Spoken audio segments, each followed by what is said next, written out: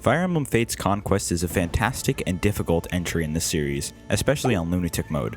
A common strategy in many Fire Emblem games is to use a large amount of ranged weapons that can counter every enemy and kill them in the same encounter. However, with the nerfs many of these weapons in Fates got, that's usually not very feasible, barring a few spoiled child weapon types or units. With the penalty to your speed, you might even be the one getting absolutely murdered. With that being said, can I beat the game with the objectively best weapon? Okay, that sounds really funny now that I say it out loud. Long term, the best way to use high investment units is already to have them be 1 to 2 ranged juggernauts that can kill everything, while other units can swoop in to clean up. But what if every unit was a super unit, capable of clearing entire sections of the map on their own? That is what I aim to achieve with this run. This will be on Lunatic difficulty, where I can only use weapons that are not exclusively one range. This means all tomes, daggers, bows, besides the mini bow, and the special 1 to 2 range melee weapons, and 2 range spears and tomahawks, not that I'll use them. Everything else is allowed, including staves, although I refrain from using anything that's DLC, including path bonuses. I will also be starting from the Branch of Fate detailed in my Revelation Axes Only run, as the only maps to even have ranged weapons is with Kaze, who is far too weak to solo either of the maps he's in. To start this journey, I give my Corn pink hair as usual, also naming her Corange because it's applicable to the run. The important parts are her being female and being plus magic minus luck wyvern talent. My theory is that I will have many great master ninjas from marriage and friendship, and needing another ninja would not be necessary. Malignite is generally the best magic class, and there's a certain Dark Knight who would really like that as well. The first chapter is nothing too special. I can use every unit except Corn, as she only has the Yato and Dragonstone. To not bore myself by killing everything with units unable to gain XP, I funnel all my XP into Jacob, who is level 1. To be honest, the strategy is basically just the normal Chapter 6 strategy of her at range and then kill with a weak unit. Freezing Hinoka after killing Takumi ensures she'll attack Jacob, who with Camilla and Elise's personal can survive easily, and then kill her next turn. Gaining a good level up? Huh? Ryoma will always attack Xander if he's in range, making it easy to get XP on Jacob, also using dual card. Then Jacob gets a pretty mid level up, as expected. For the next map, I make sure to buy a Javelin, and also must reset until I obtain the My Castle exclusive weapon, the Umbrella, as it is the only Norian ranged sword. You can obtain a Kodachi later, but by that point all of my 1 sword users I will use would be incredibly underleveled. It is incredibly annoying to reset for My Castle drops in Conquest this early on, since there is only 1 other unit, but eventually I get one. The strategy would be easier with 2, but I ain't doing that. The Umbrella is a horrendous weapon with 1 might and 10 crit, both of which are bad. On the plus side, Corn is slightly better than the other units this chapter, as they all have lower speed than the Faceless, meaning they'll get doubled no matter what with the -5 effective speed debuff. In the story, we are all alone, but we are saved by Jacob, who can 4-round the Faceless. Great. Despite me, Corn almost immediately misses a 93% and then gets a crit the next time, showing the unfortunate inconsistency of the Umbrella. Either way, the strategy is to have Corn and Jacob deal with the initial 2 Faceless while hoping Corn gets to under half health until the reinforcements come, which I can use to pick off the rest at my leisure. I pass a Javelin to Effie and Arthur comes in with a hand axe. With both his and Elise's personal, Silas is incredibly bulky despite getting doubled, letting him and Effie comfortably take on a few enemies.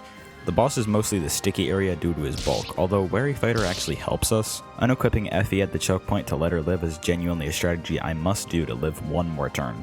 Then I just abuse Guard Gauge to kill the boss. After that, look at all that free XP. I just let units level up. I make sure Silas and Corn get enough support so they can get a C support for next map. Silas also levels up speed in all 3 of his first level ups. That's surprising. I'm sure I'll be a very powerful unit by the end of the game. With a Javelin, Silas can easily one-shot the mages on this map. Wait, he doesn't start with D-rank lances. Birthday rewards times... Birthday reward times, yeah. I don't use it any other time this run, but being able to use Javelins with Silas is an effective strategy early on, since his speed is usually mediocre anyways. With only 1 strength level up, a tonic, and Corn's personal with supportive, Silas can one-shot mages, which is good, as I want to rush to the left as quickly as possible. Unfortunately, my plans for this map and for the future involve routing an Arthur Nile support. As for once, I actually want to attempt to use Arthur as a combat unit. Keyword attempt. Due to both being at weapon triangle disadvantage, they have a really shaky matchup against the mages, and I reset numerous times due to misses. You see, the problem is that I am greedy, and incredibly stubborn because it'll work eventually. With my luck, I'm surprised I never got hit by that 1% crit. Anyways, it eventually goes well, and I make Silas attack into floor. Are you serious right now? 0.58% chance? Like I said, I attack into Flora, then set up several shaky attacks that I once again have to reset for. Notably, Arthur gets a strength level up, meaning with Niall's dual strike and his strength tonic, he can one-round the mages, at an albeit low chance of happening. Flora also suicides on enemy phase, too bad it's not birthright. A key fact in Conquest is that status stave users will always choose to attack if they can do damage. After this, there's a long gap in status stave users that even have weapons, but it's important to bring up because it's useful, and the game doesn't tell you about it for some reason. Also, somehow, even with her literally one effective speed, Effie doesn't get doubled by the Steel Axe guy. Hilarious. Silas can easily rush to the leftmost village, and then it's just a matter of dealing with the stragglers. This is where the Arthur one-rounding mages comes up, because if he misses, he dies due to dual strikes. But I need those support points. Once those guys are dealt with, there's no enemies left that will move without being aggroed, leading to fairly simple turns where I just train up my units, notably Odin, who is underleveled and not very good right now, and Arthur, who I still have an incredibly hard time keeping alive. As it turns out, using a unit with middling base hit and only using a weapon with 65 hit is kinda bad. Silas has a pretty good matchup against the boss and gets another speed level up. And Shelter. I love this man, I want to kiss him. Arthur, you're not looking too great there, bud. Killen's Vantage is actually pretty funny with Nosferatu, but I get him with Jacob. Despite the characters falling on the ground like a Family Guy gag, they are alive, because I said so. We gained the full 10,000 gold because I'm good at the video game. In Paralog 1, we recruit Mozu, a trainee unit who makes a great archer. This map is a shared route map, meaning it is easy and I can train up Mozu and a few other units effectively, especially using a one-tile choke point, which even lets me get Mozu and Effie's support up. Arthur keeps with the trend of misses by missing like 3 times, which is great. Although he also goes with the trend of actually getting pretty good level ups, even getting Gamble last turn so I can take it off since it only hurts me. In the notes I say, maybe I can use him. I'm sure this is a great idea to put in my notes. After me reading that, I'm sure you can infer the eventual outcome of this unit. Only 100 turns. Invasion 1 is another easy map I'm doing for some XP. I send Mozu and Effie to the right to handle the wyverns with effective damage, and everyone else to the left before regrouping and taking out the mercenaries. I use a freeze to buy me one more turn from the boss, but that's really it. Welcome to Turtle City, where the game conveniently puts no time pressure on you until the last few turns with reinforcements that you can block. I put Arthur out too far and he immediately dies to a 4% crit that would have killed anyways. Editing me, put a laugh track right here. I realized I had somehow forgotten both Mozu and the prison, but most of this map is just calculating if a unit will die if I put them in range or not. Actually, wait, that's kind of just Fire Emblem in general. Dopamine hit. Odin hits an almost perfect level up. Though hey, here's maybe a neat trivia thing that I doubt anyone else cares about. Silas has a neutral portrait here despite only taking 4 damage. What a baby. Bait the Enfeebled and Nosferatu dispatches the archers pretty well. Arthur is still popping off, nice. When put out at the edge of the next wave's range, Silas exactly survives and then I can take them all out individually. Even managed to make Nyx useful by popping this guy's shield gauge. I also get a 1% crit that didn't matter. Payback for last time, I suppose. The reinforcements are the most challenging part of this map, but I forfeit some XP by choosing to block the spear fighters, specifically because of the really annoying Bolt Naginata guy. With an attack from Silas and Odin, I can easily capture Haitaka with good accuracy, although I don't use him for chapter 10 because I had too many characters. Oops. Obviously, the next map is one of the most praised maps in the series for its difficulty and fairness. For this, I changed Elise to Strategist and Arthur to Outlaw from Niall's friendship. An important map is that with how many maps there are, the Arthur and Niall support can at most be 1 point away from reaching A. You either need a lucky support event like I got here or to find a seat of trust, either also randomly or from one of the bonus things. His stats are okay. Actually, starting the map, we get invaded by Takumi, and to them it should be an easy win. We'll see about that, I suppose. This map carefully knows almost exactly what you would have at this point, but nobody tell them I have 3 archers on my team. With great use of meals and tonics, I'm able to reach every threshold on this map, even after resetting a few times, albeit at the cost of all my gold. My strategy involves immediately sending out separate groups of units. Effie and Mozu immediately break down the center wall, Korn and Jacob stand against the Onis, Silas and Elise go right, and Odin will go to the left by himself, as they won't break down the wall for a few turns there. Technically, it is better if Korn gets hit by the Onis, as that would activate Silas's personal, but it's not entirely necessary. Silas and Elise can immediately kill these archers before they get to the ballista. Effie and Mozu take on the ninjas and spear fighters, in which case Mozu would have died without sufficient luck. Twice. But this serves as perfect tactical ability, same with Arthur luring in this ninja. Effie can exactly one-round the spear fighters with Mozu's dual strike as well. Once again, Silas's personal would secure the kill on these spear fighters, but more support points I suppose. Yes, I will be marrying Silas and Elise. It's for something funny. Now we have our reinforcements, Camilla, who will be way worse this run, even though Maid Camilla would be pretty funny. And filler units. I immediately promote Selena to Bow Knight, which makes her stats actually really good. I don't plan on her being a long-term unit, and having a 4th bow unit on this map is hilarious. With all my options, the middle of the map is now gone, and the map opens even more. Yeah, okay. Moving aggressively makes me able to take on more enemies and miss a 90%, because why not? And then another one, because why not? On this turn I am also in range of both Oboro and Hinata, who I then take out on the next turn easily. This mostly leaves all the mooks on the left and Takumi. I use my player phase action to take out most of the Spirit Fighters, and Odin takes on more on enemy phase, before Takumi uses the Dragon Vein. This is where the map gets real, but I actually have way more than enough actions over the next few turns to take them all out when they spawn. And since I have pushed back the enemies on the sides, I don't have to worry about them basically at all. At this point, it is turn 10 and I have effectively won the map, but I decide I must kill Takumi now. On the very last turn, I'm able to secure the kill with Odin, and then a Mozu and Effie attack. Now there are only 3 lonely archers left, which I kill. This means I have routed the entirety of this map, something I have never done before, let alone on Lunatic mode. Very epic, and I'm very proud of this clear because of how cleanly everything came across. The thresholds needed are just barely in reach with all of the use of the money you have at this point. Takumi copes, seethes, and mauls for the first of 4 chapters, with him being at least one of the dedicated bosses. Oh hey, Effie and Mozu reach an A support. This means I can turn Effie into a fantastic archer. That was such a good use of my time getting that support online. Anyways, to my own dismay, Effie will not be used for the remainder of this run. Unfortunately, the next 2 chapters I just don't have enough deployment slots to want to bother, so I can't use this muscle mommy. You see, all 3 of the units I just got I have immense plans for. Somehow those plans are actually more involved with Camilla's retainers than herself, but anyways, this map is kinda pointless and easy for Conquest standards. You have plenty of time to prepare for each room, which is gameplay, story, and direction, since the enemy has just been sitting here as we climb an entire fucking mountain that the devs thought was somehow less interesting than the same map copy-pasted 3 times. Alright then. Arthur and Mozu can take out the archers fairly easily, and Baruka also gets most of the XP on the right because favoritism. By weaving in and out, I can make the same units get more XP without dying. But once again, it is boring. Baruka gets speed, which means my stupid future strategy may end up going well. It also begins the trend of Arthur refusing to level up good, because curse me for thinking he would actually turn out alright for once. Moving +1 is good though. After Rinka gets fed to Baruka, I must bring Elise all the way to the ninja room, as there is basically no other way for me to one-round this Oni they put here on Lunatic just to mess with you. Odin dies because I overestimated his res while hexed, but with a res tonic he's fine and solos the diviner room that I don't have to worry about other units getting hexed.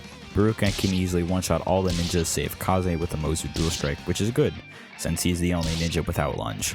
This also gets her another banging level up, and then another good lord. She hit her 45% strength growth and 40% speed growth, all 3 of her first level ups. What a unit. Of course she's still not going to be very good because her only weapon is the hand axe, but well, that may or may not change. Once I spam the right arrow on my video software about 15 times, I enter the middle room with enemies with annoying skills. Lunge, Armored Blow, Life and Death are all here so that you can't just send anyone in here, which is why I send Camilla and then pounce with Silas and Baruka. Once again, break my finger on the right arrow key and pounce the 2 surrounding followers with Mozu and Arthur, who I plan to wed so that Arthur will disappoint me but with archer drip. I then slowly eradicate the other enemies around Hinoka for XP, including Silas, who is now 2 points ahead in speed and defense, and 2 points behind in strength. Fuck. Hey, Baruka gets speed for a 4th level up in a row. I am happy because I'm still not burdened with the knowledge of her -2 speed stat cap. We get Kaze, who is the only natural ninja in this game, which I will spend a lot of time trying to replicate on other units. He's also not suspected of being a traitor because he's just a cool guy. Rainbow Sage dies and we walk down the entire mountain, although it is not mentioned because Elise comes down with a small life-threatening disease, but what's more important is that 2 characters that would get one-rounded attack Ryoma. We get introduced to Xander's retainers, Perry, who is comical and will literally only be able to shelter this run, and Laszlo, who is just a chill guy.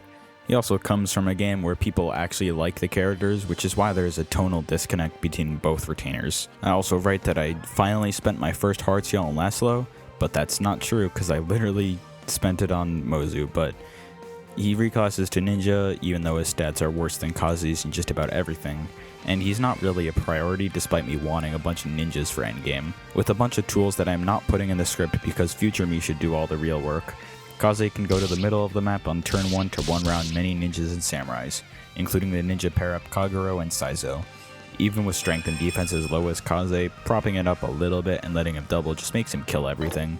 The Baruka pair-up also has another case of letting Baruka reclass to ninja later on. She's worse than some other options as her natural strength is actually worse than Kaze, giving her only a 35% growth in the class, but her other stats are actually superb for a Soul Master ninja build. Her skill and defense are excellent and her speed is tolerable, although the -2 speed cap is annoying in the late game. Strength +2 and quick riposte from Selena Friendship fixes her damage issues too. Enough Baruka propaganda. Throughout this clear I rushed many sides of the map all at once because of the 16 turn time limit. Even getting luck. Baruka also doesn't get speed on her 5th level up, bad unit. The central area is the real fun point of the map though. You have at least 4 different ways you could tackle it. Go to the left or right and sneak into the top area. Break the pots manually to take on individual enemies or activate the Dragon Vein to have every enemy be able to attack you. Another difficulties is basically free to use the Dragon Vein, but in Lunatic it's moved up so you're in range of several enemies. Still not as dangerous as it may seem, but I choose to do a mix of the first 3. Kaze and Baruka are sent to the left, Laszlo and Selena are sent to the right, and the rest shoot the apothecaries over the wall, and then brace for the reinforcements. Odin can easily Nosferatu tank the left reinforcements while I take the right ones on manually. Everyone does their task very well, and I even pop the Dragon Vein about 5 turns before the map fails. No reinforcements or anything are left, giving me about 3 turns to kill Ryoma and loot the chests. I want to feed more XP into Laszlo, but since he got hexed, he can't survive even 1 hit from Ryoma. And I now realize that you get an Enfeeble last map and all the headache around getting Vantage hit could have been avoided. Ugh. Passing Silas to him allows him to get the 60 XP, so worth it. Elise is alive, which is great because I'm not using her very often anymore. Oh right, Laszlo and Selena is the next support I'm pursuing if you couldn't tell. I'm bringing this up because despite the Awakening trio knowing each other beforehand, they for some reason don't have fast supports, meaning this takes the full 7 maps instead of 6 with a fast marriage. Really whack in my opinion. Oh right, I take a roughly month-long break between the last chapter and this map. The next map is honestly one of Conquest's more simple maps to understand. Most enemies are grouped up and won't move until you enter one of their ranges, which happens to be aligned to where you have to be in multiple of their ranges in the first place, save Reyna. But even she's positioned where the only way to bait her separately is with a flyer, which is, obviously not a good idea most of the time. There's reinforcements that aggro immediately, but there's only a few that do this initially, and the rest are only after a certain group in the corner is baited. That leaves the only real-time pressure being the Outlaw that will destroy the villages, which all have pretty good rewards. You do get 2 units I won't use that I assume is the reason there's a severe deployment cut, but they're both bad even on normal playthroughs, and that's by someone who likes using both of them. My main strategy is to let others deal with the side areas, but Odin and Camilla are sent to the middle, as Nosferatu is pretty effective here. This is basically the last time Nosferatu has a big role in any map, but it makes it pretty brainless as even Reyna can't do much. Unfortunately, I miss a 90% hit, but I can just try again. I make a small risk for Baruka to get XP as Odin doesn't get much at this point, getting a bad level up. Shh, it's okay, you're still stat blessed. I come into a small little problem to the left as there is about 6 enemies and only 3 units who can do any kind of combat in range. I'm forced to run away, but it doesn't really help that much. I have to specifically maneuver, but then Arthur can use the class designed for killing mages to kill a mage because the weapon triangle is reversed. That gives me just enough space to kill the remaining guys, and Laszlo even gets a nearly perfect level up. Maybe he's cool. Azura almost dies but doesn't. This has given me enough space where Odin can kill the Outlaw, meaning only the last wave poses a threat to me. The wyverns are easy with my bow units, letting me meme a bit with Benny's funny face. Ooh, ah, ee, oh, ah, ah. Yeah, my script just said to make some sounds or something, I don't know. That's not really necessary. It's easy. What do you mean dragon dung? This is like the one Fire Emblem game where there's no non-Corrin, non-wyvern dragons. I became even more disappointed with Silas when I realized a ninja Laszlo has more strength than him.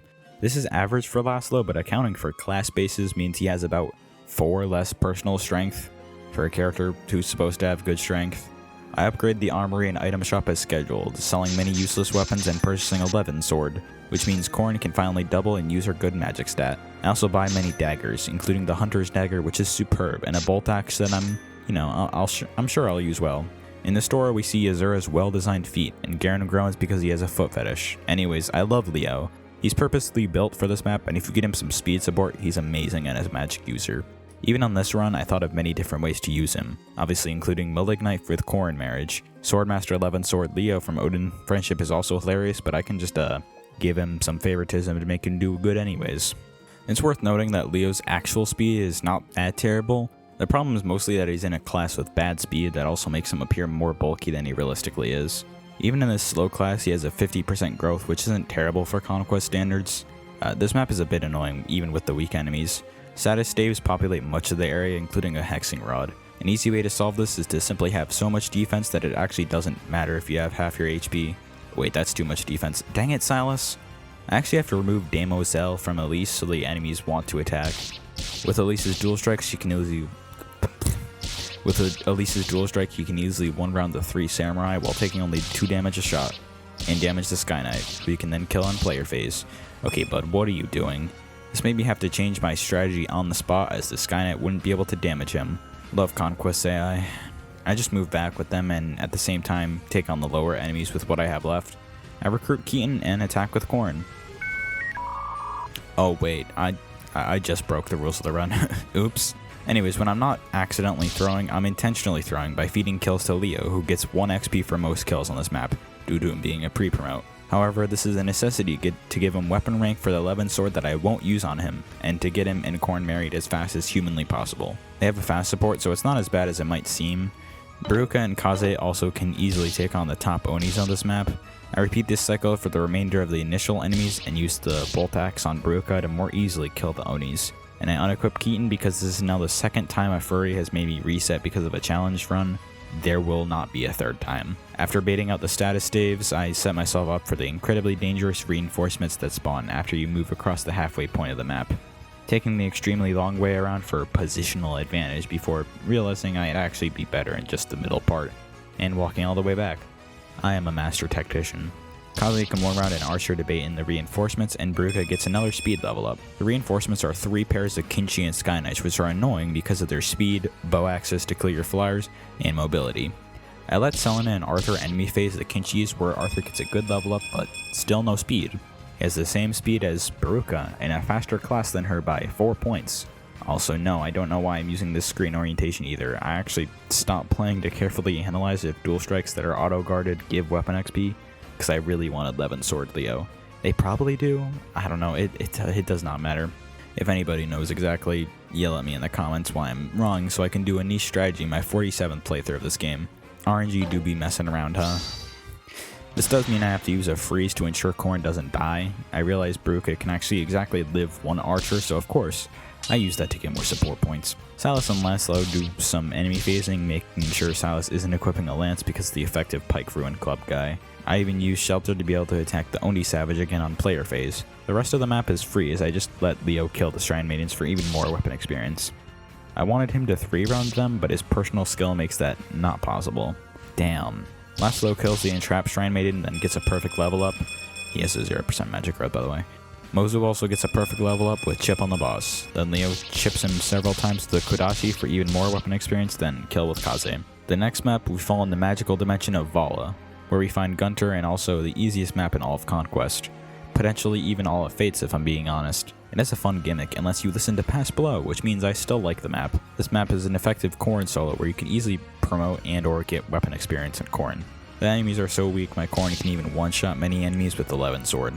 To assist with my boredom, I miss a 93, then a 95, then a 96, all of which are completely fine because the enemies for once aren't strong enough to punish me for this. I make sure to promote Corrin at level 19, not level 20. I'll do it consistently throughout the run as the rounding makes your internal level lower when you promote an odd number.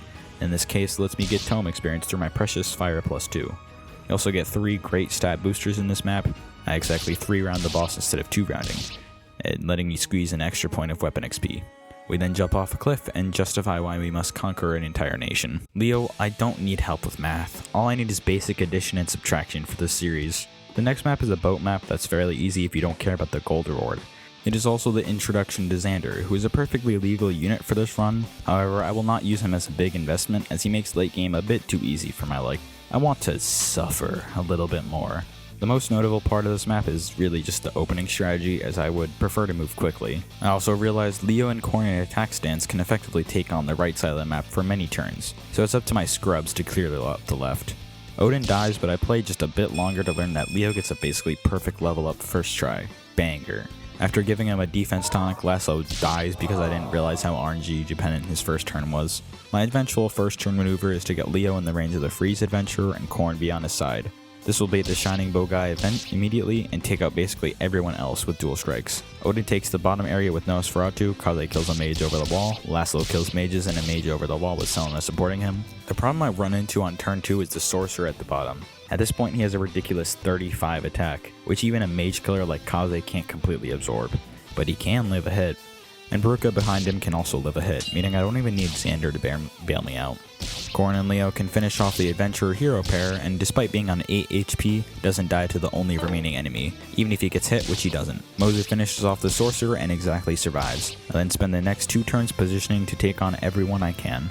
Odin even dodges the scary Berserker, not that it matters. With his separate, both Corn and Leo can be in range of both of the status stave adventurers, meaning they won't get frozen or enfeebled, since they take damage. I do actually realize that Jacob has Tomebreaker, meaning he can actually chip the next Sorcerer. With specific planning, I can kill everyone around him and then kill with Mozu. The last Berserker attacks Kaze since it sees a perfectly accurate kill despite guard gauge and actually being able to kill Mozu. Bates AI funny moment. Alright, I promoted Odin at some point and now promoted Laszlo, Baruka, and Kaze. Guess which one of them has stats I approve of. Shura doesn't start out equipped with a ranged bow, so you can just bully him. Mozu is now also ready for promotion. I beat the map in 15 turns, which is more than I could have done, but meh, 5,800 gold isn't bad. For probably the first time I actually don't kill Shura, because I don't see a niche for the boots and he makes a great seller of items. His stats are straight doo-doo, I'm sorry.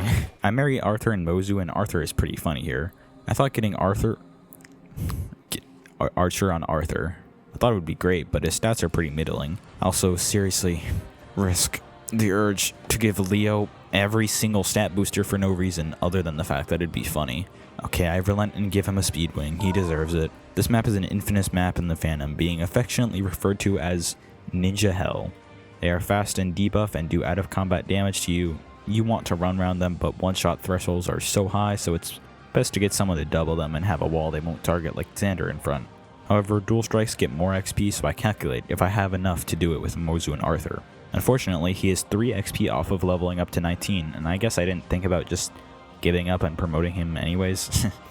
I also get the Selena Baruka support and put a friendship seal in Baruka's inventory. This is so she can reclass to Hero and get Quick Riposte, HP plus 5, and most importantly, Soul before reclassing to Ninja for the rest of the game from Kaze marriage. I use Mozu on the initial enemies, promote Arthur, and then have him take over the next match Ninja. Throughout this map, I also make sure to get Silas and Elise support points as they are right about to be married, and I have completely given up on using them past this map, as they are both worthless to me at this point. Notably, Wyvern Baruka acts as a great wall, letting Arthur fight enough ninjas to immediately die. This time I'm just more careful with how much I fight immediately and live. I let Kaze and Baruka take on the next small group while Silas and Elise attack the easy automatons to the left. Finally change Baruka to Hero, and even Laszlo gets a take on the Master Ninjas by one-rounding 2 of them. I don't even want to talk about Silas anymore. This is just sad. The game waits for me to aggro the reinforcements, which I only do once I know I'm ready. Baruka and Laszlo can take out the top left guys, while Arthur and Mozu run around the ninjas to the south.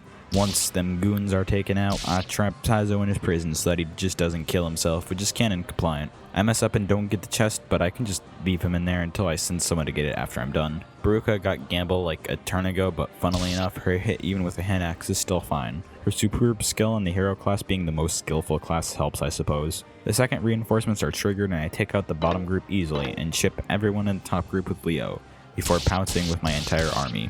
The last room is notable for nobody moving until you get in the room, which means you can cheese them through Azura or Shelter. This leaves only Kotaro, who you can fight on your own time. I attack several times with Leo for a level and then kill with Laszlo after I made sure to collect the treasure. In the following cutscene, Saizo thanks me for imprisoning him after he killed a guy for imprisoning his fellow retainer, and then gives me arguably the best stat booster for not letting him kill himself. I then marry Silas and Elise. Whoa. Thank goodness Silas asks for consent, because Elise definitely looks like she's old enough to consent.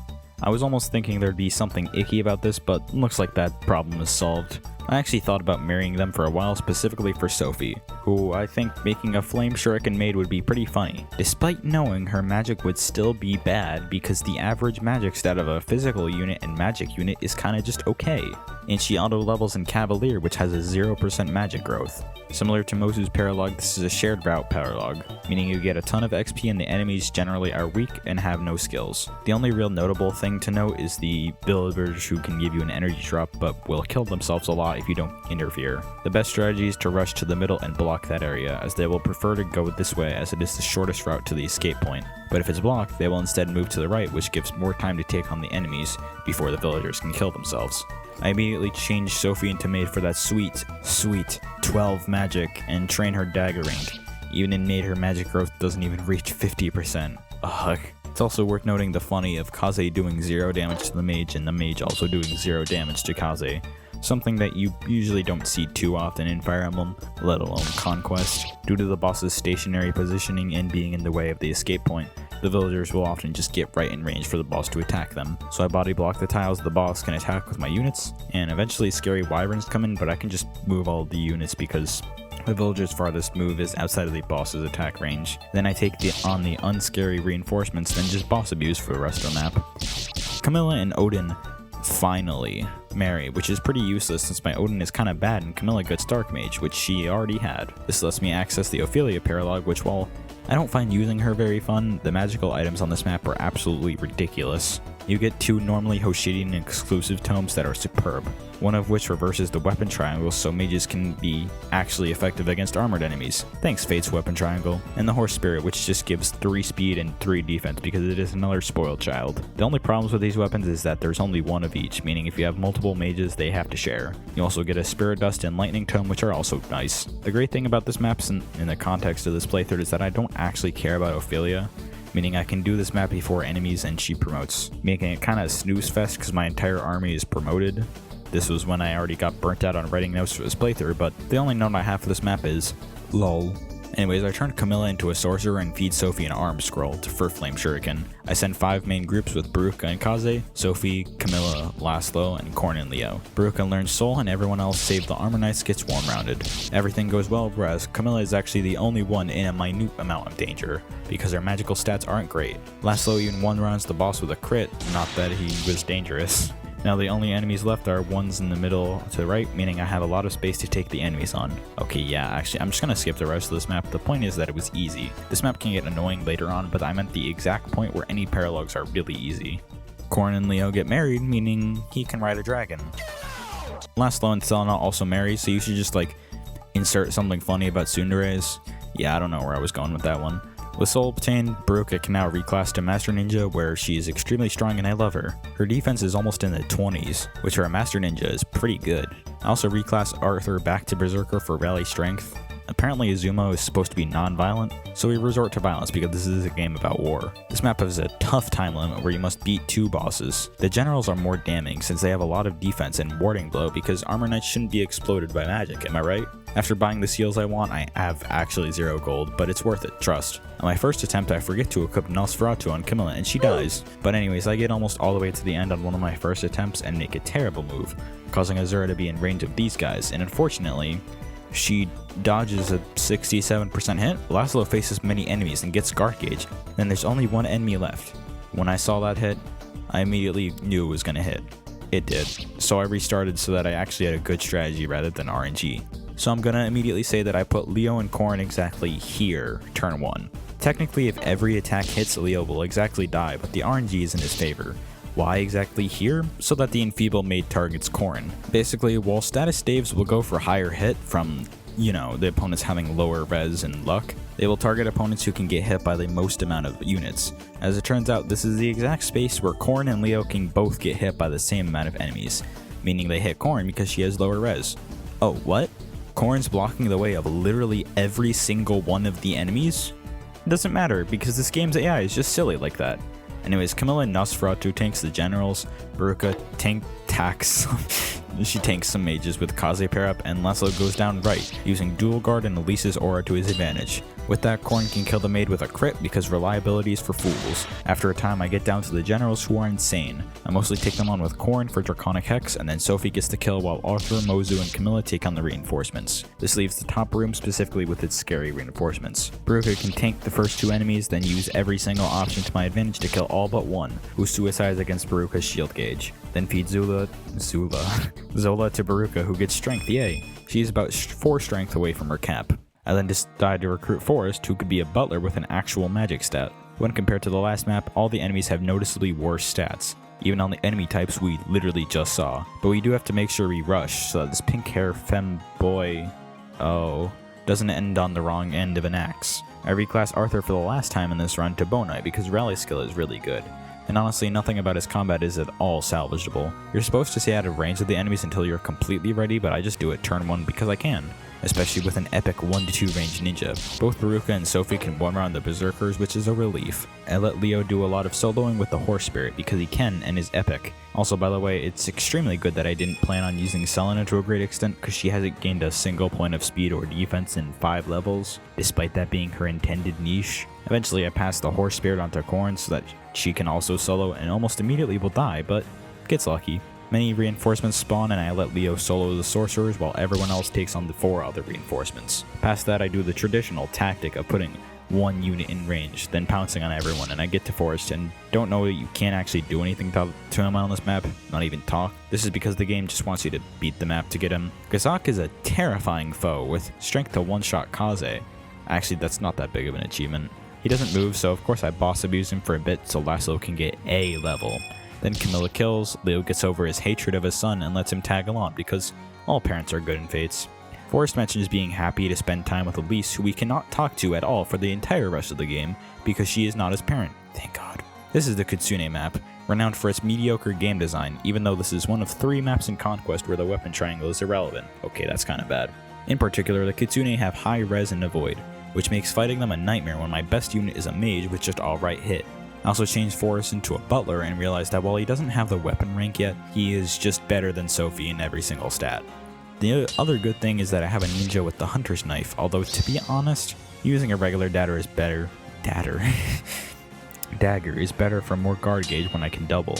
Unfortunately, Baruka doesn't proc soul and dies. I do the exact same thing and she lives because she procs soul enough times and reaches the 20s in defense. I also get shipped with Forrest for XP and weapon XP, and then repeat for roughly an hour because there is nothing else of note about this map. Caden is incredibly strong and I just end up killing him with Leo because I don't have a better option. I take out the rest of the guys fairly easily too.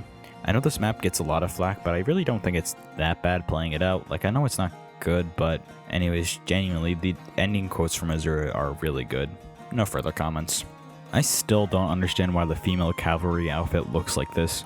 Dark Knight is such a fun class, but they make females look like this because... Anyways, in the next map we meet a bald, buff man that tells us we're not worthy of wielding the Yato. I agree. Imagine being a one-range locked sword. Now we have another infamous map right after the last one, like a roller coaster with its wild ride.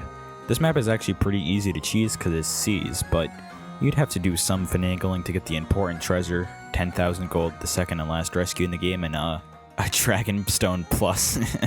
With the Flame Shuriken, Sophie can actually one-round 1 of the 3 Spearmasters. Baruka and Kaze can take on the Omni OGs, then Corrin and Leo can immediately rush to run round many units. Sophie can attack on player phase for safety with guard gauge, then Corrin can take on many enemies here. Unfortunately, both missed some 80-odd hits, but in Corrin's case, it's let sealed defense make the Kinshis able to damage her. Even while hexed, Baruka has pretty good odds against the Falcons. Camilla and Laszlo can take on the reinforcements while Leo does more soloing. Unfortunately, my Leo is actually 1 point away from being able to double Hayato with his 3-speed horse spirit, so I have him do other things while I wait for other units to reach him. Kaze is a good option even if his enemy phase hit rate is somewhat shaky from Duelist Blow. This gives me enough room to pretty comfortably take everyone on without the huge no-go zone from the Hexing Rod. The top left guys won't move until you get in their range, which overlaps for all but 1 unit. So I just let Corrin do that and then kill everyone on player phase. Laszlo gets another perfect level up. The rest of the enemies are easy, even in the lunge change priestesses. Priesti. I actually completely forgot about these reinforcements, so my army is kind of all over the place. Cause he can bait one Kinshi in while Camilla and Nosferatu tanks for a turn. Then I kill everyone and boss abuse for a bit and seize. Wait, did Mosu just have 10 more speed than strength? And that's completely average. I love Kinshi Knight, but man, -1 strength from Archer, we are declared worthy of using a weapon I don't typically use even in a normal run, and I kiss Leo for good luck. This is my third to last paralog of this run, and to be honest, I did it more for money's sake than the kid. Percy's paralog is kind of a map they were clearly meant to do early because it's pretty annoying once enemies start promoting. And also, Arthur is confused with Gazak, someone who is dead. Okay? If you use a Dragon Vein on this map, enemies within 3 spaces will drop 500 gold because they are poor. You have to get it from multiple enemies if you want to start your own economy. My Percy does have the opportunity to get both rally strength and defense, which is nice. Although I'm more so doing this just to have a flying rally strength user because I'll get a unit that can do speed and defense later, which I think is better. On turn 1 I rushed Corn to this Dragon Vein, forced around this Dragon Vein, and Baruka and Laslo just kill these guys because it's not worth killing. It's not worth keeping them alive, bro.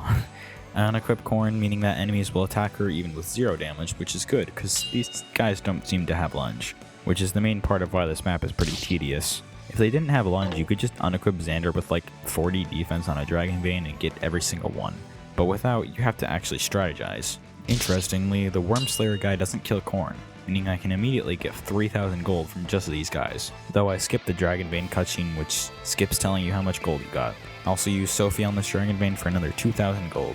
Since I don't have much else to talk about while phase 1 of this map is going on, did you know that this is the only map past chapter 8 with non-Valet enemy Lancers on this route? This means this is the only way to get Lancers on your team without using a logbook, or it would if you were allowed to capture on this map. Because of the gimmick, I suppose it wouldn't do to capture guys that didn't actually do any wrong. Anyways, phase 2 is where this map goes from fair and fun to imagine playing this paralog for gold. The amount of lunge is insane, so you basically have to know what the AI will do or get lucky to get the gold. I am greedy, so of course I make multiple attempts trying to see how much gold I can get away with. I got somewhat tilted and had to cool off for a few hours to think of how to do it. Also, for some reason the units assigned to the boss theme is not Percy but some random hero. I choose to mostly give up and not get all too much gold, but 8,000 gold is pretty nice. Onto a map I've actually never played before. The Soleil Paralog gets a good kid that can reclass to Master Ninja and has Soul, and is a genuinely really interesting map too. The gimmick is shared with a Rev map that doesn't make good use of it, but here you get 2 obstacles you can use to block enemies, and as a fan of messing with enemy AI in this game, I love it. You can even block the entire bottom left part of the map due to there being only 2 entrances. Cheesy. Turn 1 I lunge these Berserkers with Baruka and Camilla, which removes some nasty time pressure off this map, and lets them get to move to better positions. Both of them are also completely safe because of guard gauge, though Baruka procs Soul anyways. I can recruit Soleil and promote her to hero while giving her a heart seal and a forest bronze dagger. Then send Leo and Corn out to these sorcerers. Then Corn can die, oops. I just give her a talisman since her res was notably subpar. Everyone takes on their designated enemy groups and Camilla can take on the Bow Knights as well. I put a wall in the way and then Soleil can immediately start murdering guys to gain XP. I put another wall in the way and then sing Selena, who is Soleil's permanent backpack, so that she can go to the top right and gain more XP there. Due to her personal Selena backpack and quick riposte, she actually has really respectable damage, which is great, although even she can't overcome the ninja curse of being bad against berserkers. Corn eventually dies because of a mistake I made, but that gives me the chance to refine my strategy. With guard gauge and Percy blocking, she can easily take out 2 berserkers on enemy phase since they see a kill. Once the corners of the map are cleared, I can go back and finally take on the boss. And kill him. That's the 60th time I've used the word kill in this script. God, this is getting long. 9,730 words right now. Let's see how long this is when I'm actually done. Since I've never used Soleil, I'm intrigued by her supports. I'm sure there wasn't a big controversy relating to her. Also, I wish I could get pink hair without Corn because it looks good. Yes, I can mod it in, but I'm too lazy right now. Remember me talking about rally speed and defense? Yeah, this is how I got it. Siguria's map is a shared route paralog, so it's easy, and notably the enemies will even attack for 0 hit, Bowbreaker go hard. Point is, the map was really easy and I just trained up units. Because of how strong my team is, I choose not to do any other paralogs. Since I wanted XP, I didn't kill the boss immediately and trapped him, since he is 2 range locked. Now that I'm playing the main game again, we can see one of the easiest chapters to skip. Due to my 9 flyers, I'm pretty sure it's not that hard to skip it. I go for more of the approach of killing enemies on the way, but it's not necessary for most people. Use of dual strikes lets me take on the stoneboard without too much trouble. And because of their flying backpacks, the 2 ninjas aren't too hard to baby either. The Chris knife is just pathetic, man. I repeat this cycle, Mozu would run around the boss, but Pavais. Jesus. Okay, I never get either of these right, but like, it's right there, bro. You just need to read off the video. So Baruka gets the kill, then I escape. Lilith dies. Editor, play the laugh track. Xander comes out of his bench status to use a bronze lance for some reason. Why is that his default cutscene weapon? The dialogue is genuinely nice, but I think it could have been placed literally anywhere else in the game. Now that the fairly easy Conquest mid-game is over, we can get into some real shit. Yes, 48 minutes into this video. Now this game is serious. The last maps of the game are why I've been doing so much preparation, because they're hard. But if you know what you're doing with the plentiful options, it's a ton of fun. It's where all your decisions from the past 20 or so hours come together to show if you truly can beat some hard stuff. An easy strategy for Sakura is to ignore Tsubaki's side and just get Hana, but for once, I want to interact with the map gimmick, so I deploy 3 main units on the right that can hopefully take on everyone, while the others are to the left. On turn 1, I use both initial Dragon Veins to immediately begin my assault on every enemy in the vicinity, then use enemy phase to demolish even more scrubs. Baruga even gets a perfect level up, save HP. Even when the reinforcements arrive, I have enough space to take them on with all I've got. Even with its subpar accuracy, the Flame Shuriken is still a great weapon on Forest. I can also now focus on the real problem child, Hana. Her speed is 37, which is not the highest an enemy has in this route, but it certainly is insane for this chapter. Every one of your units will get doubled unless they have rally speed and other speed buffs. And with her silver and dual katana and duelist blow, hitting her on enemy phase is also basically impossible. I use Soleil, who can get enough speed to avoid getting doubled, and also hits a 36% hit. Alright. Also, this enemy has exactly 1 hit, so will attack. What a nice guy. Mozu has 100% accuracy on Hana, and then every other enemy is easy. Baruka takes on Tsubaki, who procs Aegis, then dodges an 80% hit. He then dies because 100% is a big number. I am now completely prepared to take on the incredibly scary reinforcements that appear once you cross over into the top area. I kill the Yukimura immediately, but don't seize. I want to get all the XP I can get, and if I'm in danger, then I can seize. Sakura is actually quite strong. Even Soleil can't one-round her on enemy phase. Though with Rally Strength, she dies regardless. Just kidding. Miracle, baby. She dies on enemy phase anyways. This is also the map you can start getting level 15 skills pretty easily. Shuriken Fair is always good. The mechanists that spawn are incredibly strong, but Calamity Gate go burr. Camilla is actually in danger because Bowbreaker doesn't matter if they have certain blow, but she dodges. Now I've routed this map, which is satisfying. Blood thinks he's been useful in this run. Since Xander is weak, Daddy tells him that it doesn't matter what he thinks. This is Takumi's map, notably one of the 2 royal siblings without a map called just their name. I wonder if that's supposed to mean anything. It has even stronger enemies and better enemy positioning, especially on Lunatic. On the simpler group of enemies, they have lunge to make sure you can survive strong enemies. I choose my win condition as Leo. Big surprise, I know, but as a sorcerer because he looks so cool in this outfit. Even against the dual Yumi guy, he's fine? Okay then. The first part isn't usually the problem in this map anyways. Hinata's group is special as they have linked AI and potentially are one of the scariest single groups of enemies in the entire game. You can easily skip them, but I want XP and there's a flying cheese strategy. With Shelter and Sing, you have exactly enough move to attack, then move back under the trigger point, which unlike some reinforcement triggers which activate as long as you enter the area, even if you are able to move back out, these guys will never attack unless you are specifically halfway across the bridge. Too long didn't watch, I like cheese. Now that I've demolished any sense of challenge this group has, I can walk up to the rest and slaughter them. Ooh, I'm using fancy words now. The next group also has some weird AI that I don't feel like figuring out. Baruka gets them. Then reinforcements. With exactly all of my units, I can actually wipe them out immediately. Since I haven't used Niles for like a dozen maps, I can't capture Rallyman, but I actually have all of his rallies besides the res, which I don't care about. Sure, it's on 3 separate units, but this is my anti-meta talk here. The reason I got Leo to Sorcerer was for the last 2 rooms. Bowbreaker makes the Calamity Gate still able to slaughter snipers, and he kills everything else too. Then Ober's group dies with an enemy phase by Soleil, and then others come in as well. Oh, Boots. Wonder who I'm gonna use that on. Then I watch as Leo gloriously smites down Takumi. Younger brother versus younger brother. The better one truly won. Ignore the fact that in my last video I married Takumi. Takumi grows purple and jumps off a cliff. RIP. The next map has a lot of flyers, so I changed Baruka and Soleil to Bow Knight. The reason is not actually that, but it's a convenient spot to do this for Shuriken Breaker, which is good for 3 maps left of the game. But like, absurdly good. Plus I get to use Bronzebow Forges I have long since abandoned. I changed Leo back to Dark Knight and he has his speed capped at 25. That's not very good, actually. This was when I learned that Leo has a -2 speed cap, which is absurd. His growth is fine and I want to overinvest speed wings into him. It's even a worse cap than Xander, who has a worse growth and technically worse pace for his level and join time.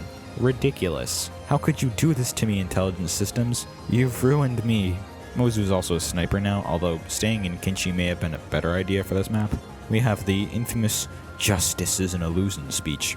No comment. This map is about the chapter's appropriately named title, Hinoka the Helicopter. With changing movement based on grounded versus flying unit, this is definitely Flyer Emblem. I decided to use the Levin sword as I bought it only to barely use it. Oh right, I think I sold the bolt axe at some point, despite it still having a use. Oops. Soleil is in range to immediately kill 2 flyers and all but one of them enemies to the left, whereas Leo goes up to kill those guys, getting Life Taker and having too many good skills. Percy can actually clean up what Camilla can't one round, and the flyers here are actually in a pretty bad spot. So I'm not entirely sure what happens here, but the enemies does 0 damage and breaks my guard gauge, so Corrin dies from the 2 Kinshis. I've never seen an enemy do this before, and I'm not sure if this is a bug or intended. Super confused. Even if a unit has guard gauge, the enemy shouldn't attack with 0 damage if the unit counters. Also, it flies in the face of the highest damage attacks always going first. Whack. The Dragon Vein is key to the success on this map, especially if you're like me and don't have an army of entirely flyers. The initially aggressive enemies are gone now, though, and didn't cause that much of trouble. Setsuna is also a fast unit to look out for, but not nearly as scary as Hana, for instance, especially with her hit rates on Leo. Funnily enough, reinforcement starts and I actually can't stop laughing at how this guy spawned for some reason. I didn't even notice for a few seconds, but I wish I had the recording of me absolutely howling of laughter at this. There is physically no way to kill him, so I guess he's just stuck there for eternity. Otherwise, I just take on the enemies and they're fairly easy with the Dragon Vein. Ozama is easy to take out with any bow user, and he doesn't proc Miracle, thankfully. After that, I rush everyone to Hinoka and use some low accuracy attacks. Camilla and Leo actually caps their levels, which is neat. Camilla threatens Hinoka with a 1-range axe I don't even have for some reason, and then Hinoka is put away so that she can continue to be underused in all 3 of the routes. Also, I marry Forrest and Sophie, not that it really matters besides stat backpacking. This map is Rielma's map. Beating it is actually quite trivial as nobody else moves on their own, but Rielma, who is actually pretty easy if your Corrin has good stats, even if it'd take a while. But merely winning the map is not a victory condition for me. You see, the silence rod on the left is actually insanely valuable, as you don't get that on this route. And endgame has some maids I would love to silence. I guess spoiler alert, but I'm not 1 or 2 turning endgame with rescue because that's really boring. Another thing that's boring is just only getting the silence then killing Rielma immediately. Instead, I want to play a map the devs clearly put a lot of effort into. The right half of the map is incredibly easy to explain. Baruka with Shuriken Breaker and Soul will simply demolish the enemies.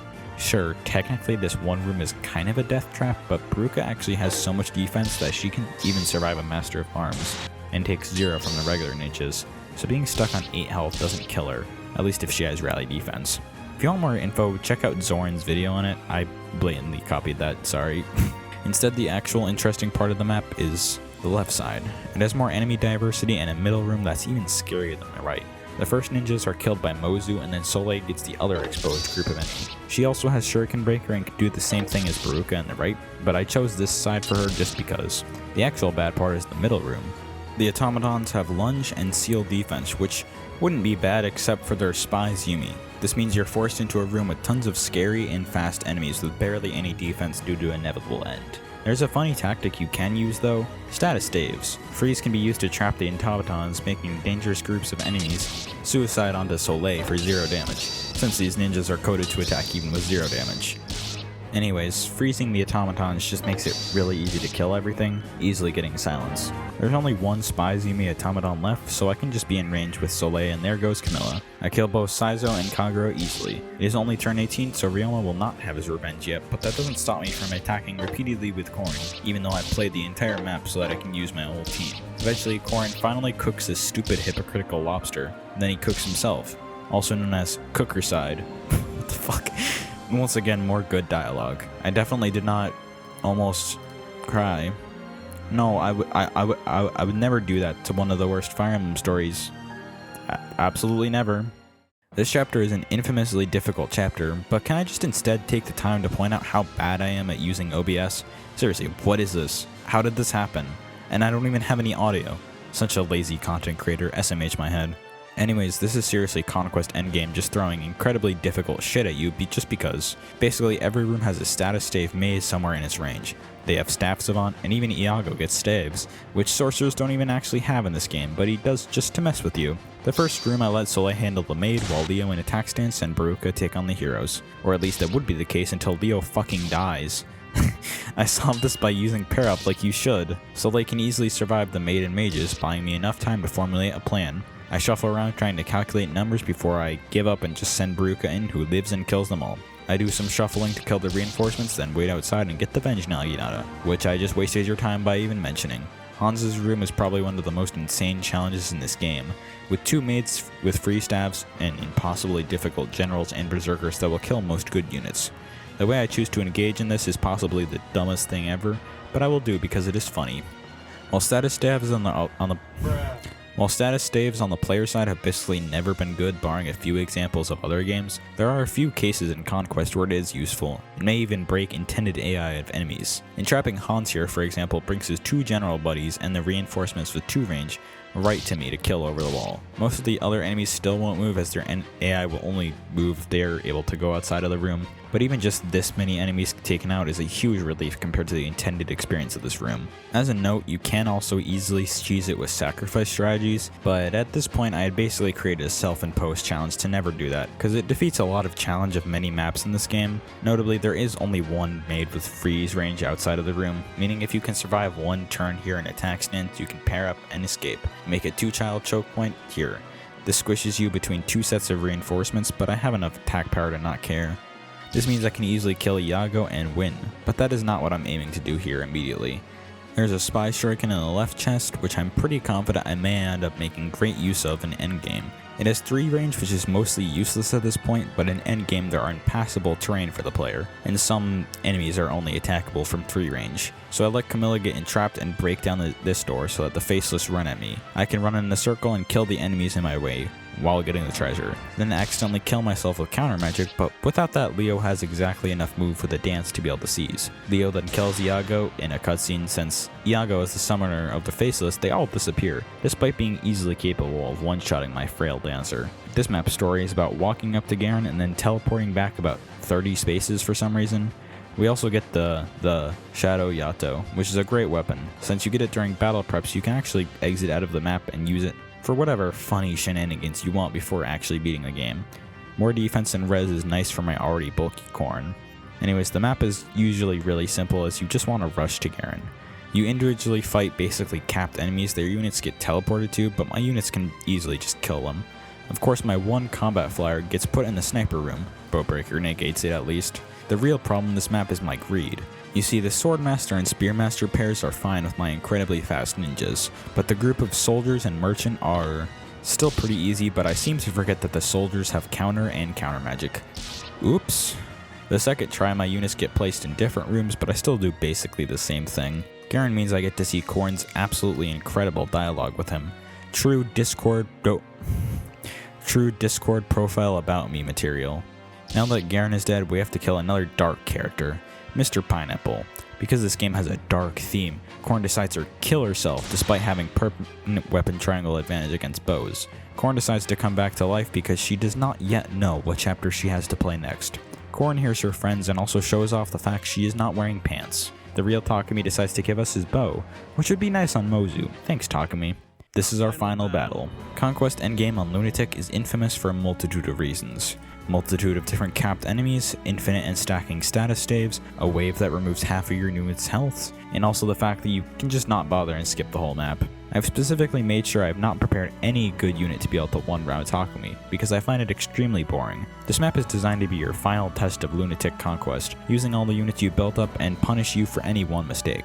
I understand why others hate it, but to me this is the best Fire Emblem map in the series. It uses every mechanic the game has pushed you to understand, and makes you move quickly, which I'll admit Conquest somewhat struggles at in a few maps. Before I start, I want to go over my units briefly. Corn and Leo are both Dark Knights with Trample, Lunge, and Heartseeker. Leo has Bowbreaker because Takumi Funny and Life Taker. Corn has Draconic Hex and Malefic Aura since I had nothing better. They both have cap speed, which is pretty low for Leo, and Leo has capped magic. Corn's defense is also the highest on any of my units. Mozu is just a typical sniper that kills things on player phase. Percy and Shigure are rally support, and Camilla is easily my worst combat unit. What a concept for her. Soleil and Baruka are both insane Soul Master ninjas with Soul, obviously. Strength +2, Quick Riposte, Shuriken Fair, and Shuriken Breaker, which makes them both great juggernauts. Baruka has cap strength, skill, speed, and defense, while Soleil just cap strength and speed. I give a Speedwing and a Draco Shield to Soleil, by the way. Sophie and Forrest can go into combat, but they're here for status staves. Silence, Freeze, and Trap, Enfeeble, and Rescue, even when not skipping, are all helpful and almost required for this map. They also have great staff accuracy because of their good stats. Flora is also a great candidate for this if you haven't used staff users all game. If you're going to just use her for endgame, wait as long as you can though, so that she auto levels a bit. You can also just capture a generic maid who is probably better than all of these options. Laszlo is my main Spy Shuriken user. Since you can't double with it, his bad stats besides strength and skill don't matter much. I do have to give him an arm scroll to use it though. Jesus, that was a lot. I tonic everyone up to the point where I have no gold and we begin the map reveal. My first action is immediately killing the farthest up Enfeeble Maid. Soleil gets hit, which even though it's 0 damage, I don't want her to be debuffed. Just my luck that this isn't going to be the only time this happens. Since I've saved rescue staffs specifically for this map, it means I can kill a staff user, then rescue the killer back up to safety. Corn can then very easily take an Enfeeble and still kill the armored below Onis. The Omni-OGs are the main reason I thought I'd want the Spy Shuriken, and this annoying guy will never be within 2 range. Even with her strength half, the Crescent Bow dual strike with Laszlo secures the kill. Soleil also goes down to kill another Enfeeble Maid, getting hit by a 19% hit. Baruka and Soleil can then block the heroes. However, I had forgotten about the wave attack Takumi does, and Mozu instantly dies because I left a single Omni-OG alive. After a reset, I learned that the Omni-OG's movement is actually random. The second guy has 2 choices and can unintentionally body block the 3 range guy into being a 4 range guy. Random movement is fun, right guys? I really want to kill these Omni-OGs immediately, as I really want to keep my momentum going in this map. I can't just block them off either, as the protection from Takumi's wave attack doesn't go to the farthest tiles out. I test out a few different configurations because they might think they can reach me faster this way, but I'm pretty sure it's just random. Unfortunate. One time they even moved to a different configuration. Notice the differences? The things I must do when I avoid using Kaze as a ninja. Anyways, just freeze one of them. I was just really stubborn. Like, just freeze one of them to buy an extra turn. It's really not that deep. Alright, I didn't mention it, but Sophie having Shelter is genuinely important too. With it, I can Shelter Shing to kill all 3 of the Omni-OG on 1 turn. Leo just barely survives getting attacked by 2 heroes, which he would have exactly died if the maid decided to enfeeble him instead of Baruka. This is why Leo's res is actually peak. I killed the last Enfeeble Maid with Camilla, who only has to land 3 of these low accuracy attacks, then silence the Freeze Mage and have Soleil enemy phase in a very convenient spot. She one-rounds everything except no, because Aegis. Notably, this is the turn where the 4 paired up paladins will start moving, so I have to hurry the pace before Faceless starts spawning. To counter this, I freeze 2 out of 3 generals and have Soleil go to specifically this spot. With her Raider's Knife, she can double this ninja, but more importantly, takes damage from all 3 of the Great Masters. Status Stave users will always attack if they can do damage, meaning I don't have to think about -8 to all my stats and half health. Yay!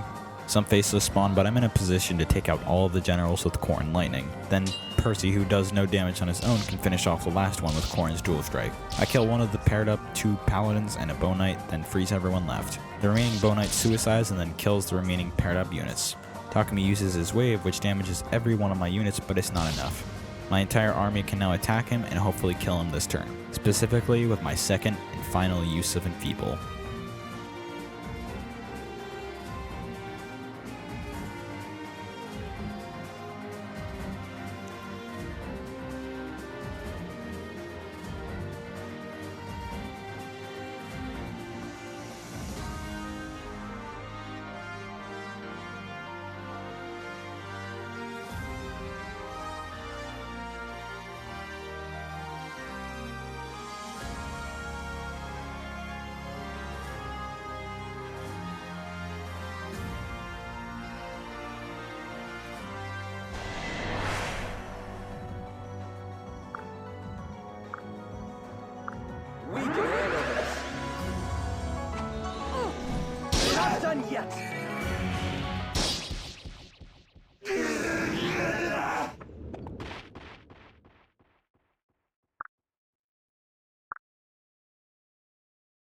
Takumi is now dead on the floor, and is probably just about how I look after editing this video. 20 pages, 14,000 words plus. Jesus Christ. As it turns out, I have a lot to talk about with this game. Even in a run that for all intents and purposes was just me picking some units and using them in a pretty intended way. To be honest, while I'm definitely going to do some harder and or stupider challenge runs, this was still really fun. I had to consider a lot more for this run, and the game seriously did push back at points. I also actually said some strategic considerations for my script, which is probably why it took a month just to make the script alone. If you couldn't tell, this is my favorite video game ever made. It's definitely not what I would consider anywhere close to the best game, but I love it nevertheless. I really hope you guys enjoyed this, as I have another Conquest challenge coming maybe soon, and it might even be longer than this. Maybe you've been inspired or just had fun watching me do some dumb stuff. If you did, like, subscribe, comment, do all that cool stuff. And I hope you have a nice rest of your day. Leo is peak. No cap. Although actually there is cap because he capped a lot of stats. Because his caps are fucking awful.